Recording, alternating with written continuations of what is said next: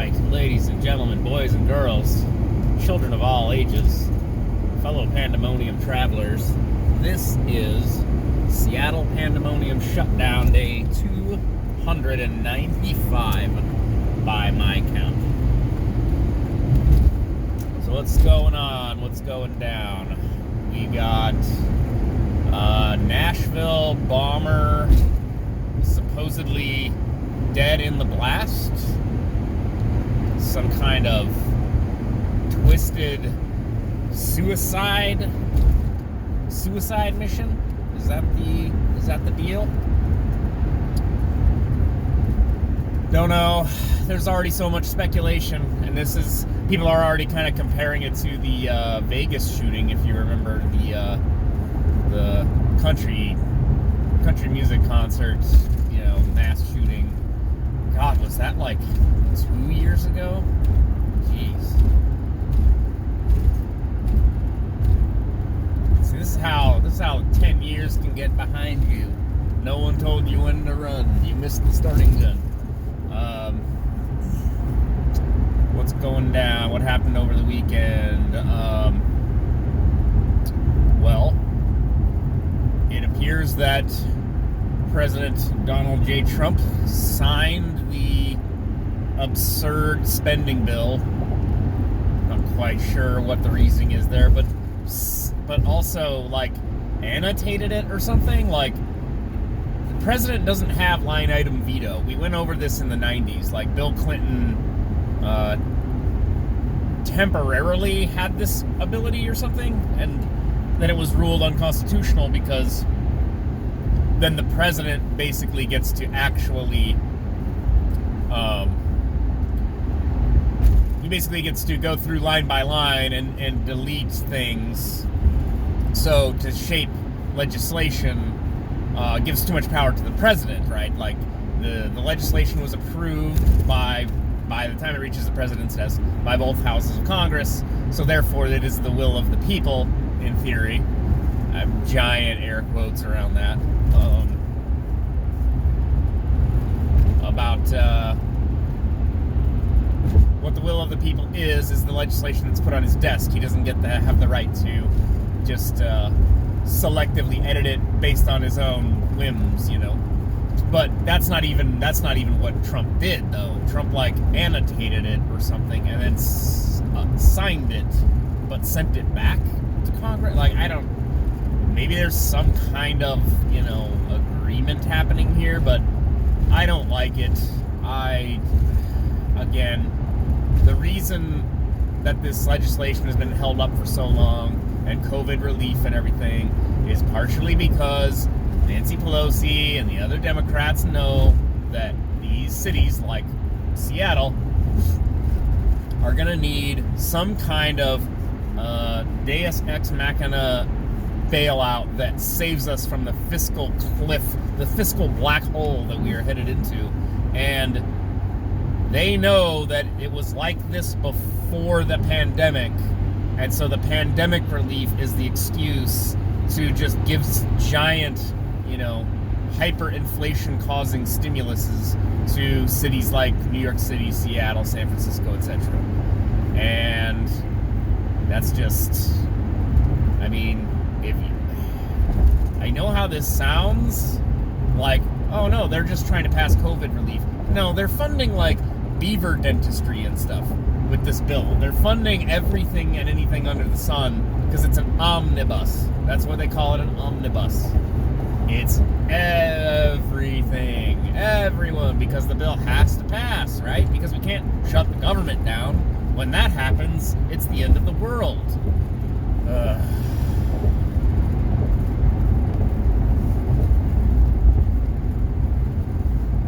So, we're going to do this, I guess. Maybe they're going to amend it to give the people more money. I doubt it, though. I doubt it. Very much so.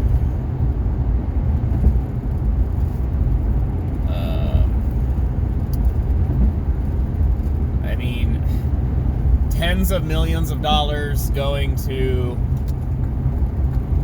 Pakistani gender studies programs. It's like I say that, and I'm not quite sure what that actually means, like what they mean by that.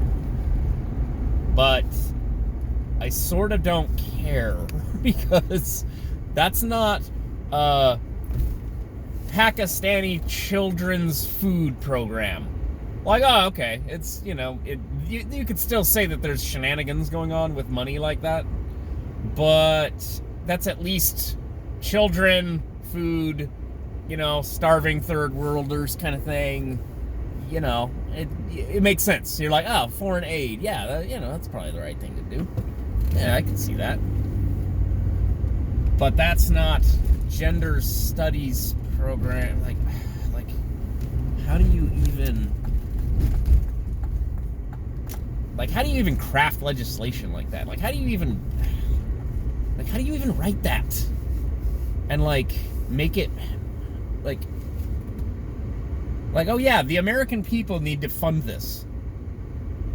I just don't understand, how do we get so, wrapped up in our own weird, how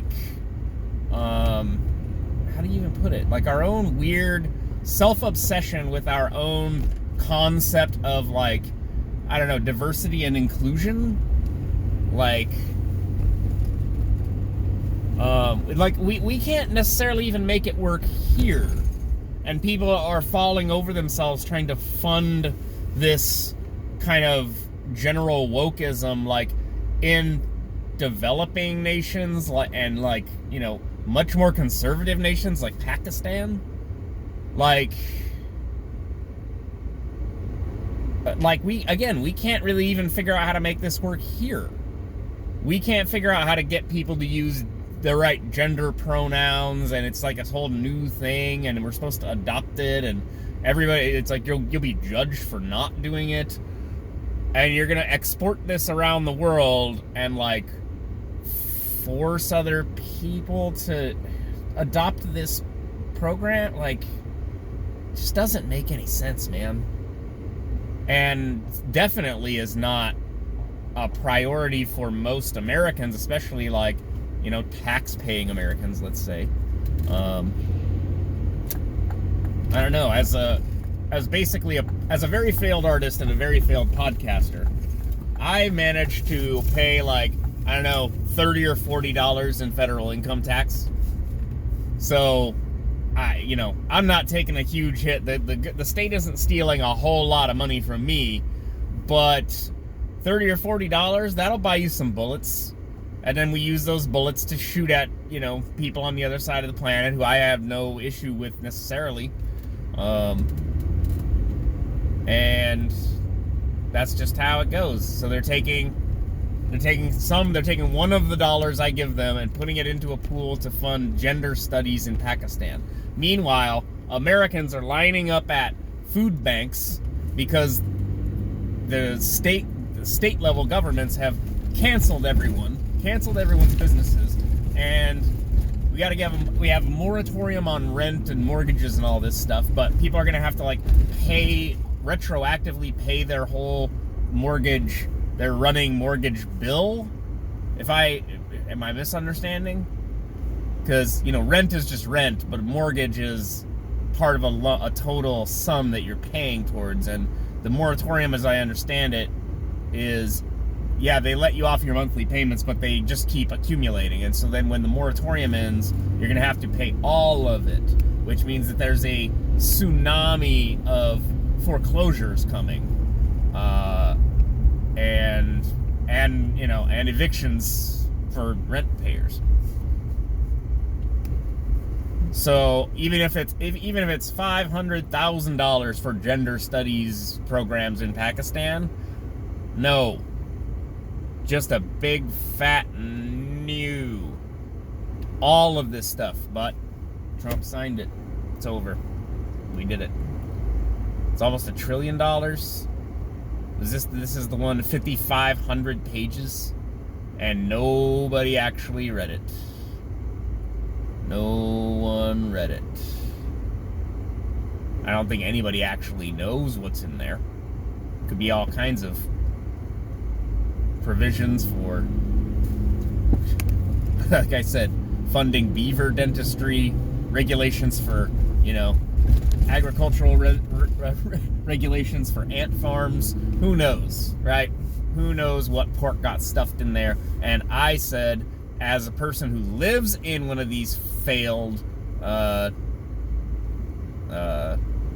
liberal-run, Democrat-run experiment factories, we should not be bailed out. You're bailing out, you're subsidizing 15 years worth of bad policy. At least 15 years.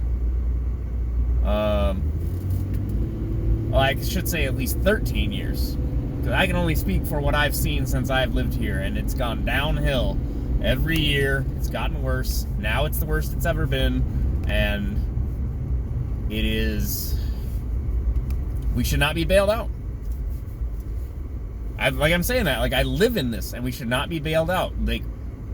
People, the local leadership needs to be held accountable for what they've done to this city, and getting a big old sloppy Fed bailout is not the solution to what ails us.